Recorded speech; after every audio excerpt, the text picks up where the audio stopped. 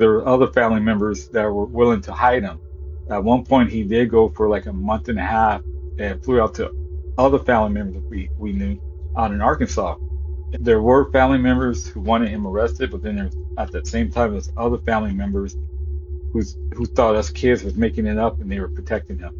So that's why it went on for like, I think if I remember correctly, my paperwork said is they could go back at almost 10 years.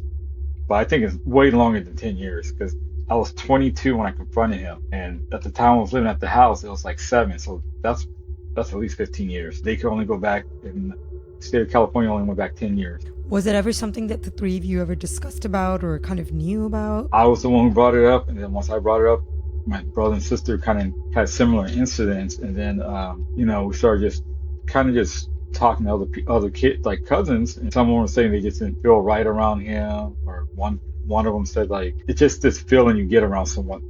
And everybody had that feeling around him. Aunts and uncles, which I think they knew because they wouldn't let their kids around him. Like, why you not let your kids around someone if you don't know what's going on? And then to come to find out, like, our mother said that something had happened with her and him.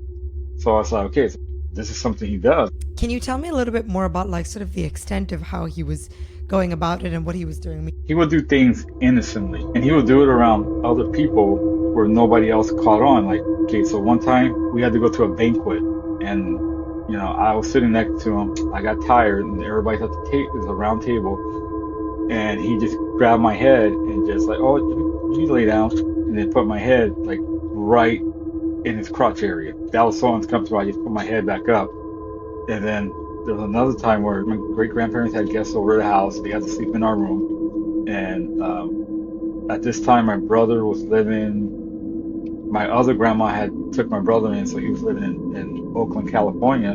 So I was there, my grandma said, go sleep with your uncle. And so I went in there, I could remember waking up in the middle of the night because someone was pulling my pants down. And it's just like, I remember just closing my eyes real tight, just thinking it was a bad dream. It's funny because talking about it now, it's like I knew something happened that night, and I had said something to my great grandma, and she had asked him about it, and he's like, no, he was probably dreaming.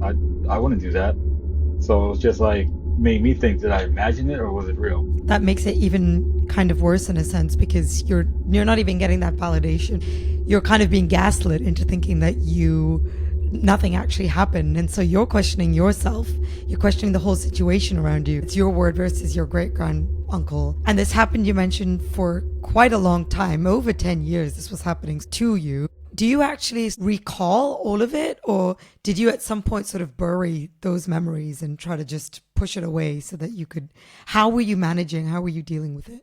So once I got to the group home and I got into therapy, the therapist told me that I had blocked so much of it out. And then like going to therapy, they started bringing it up, and it just like kind of, so it awoken something inside of me where it wasn't something nice, because I started really going in a kind of a dark area too. Before that, I was doing fine, managing school, getting good grades and all that. Then I just started going to that dark area because everything just started to come back. You mentioned that before you were even sent to that group home, you started rebelling a lot. What did that look like? If I got grounded or something and I was supposed to do something, I would just do it anyway. My grandparents were old school, so it's like there's a lot of old school values, like you can't have a girl over the house. And again, I don't know what the right term was, but I was like, at an early age, I was into girls. Like 2nd grade, I was already into girls, so it's like kissing girls and all that stuff. Later on, I found out because of what I went through, so my body was like, it wanted something that I didn't know it wanted.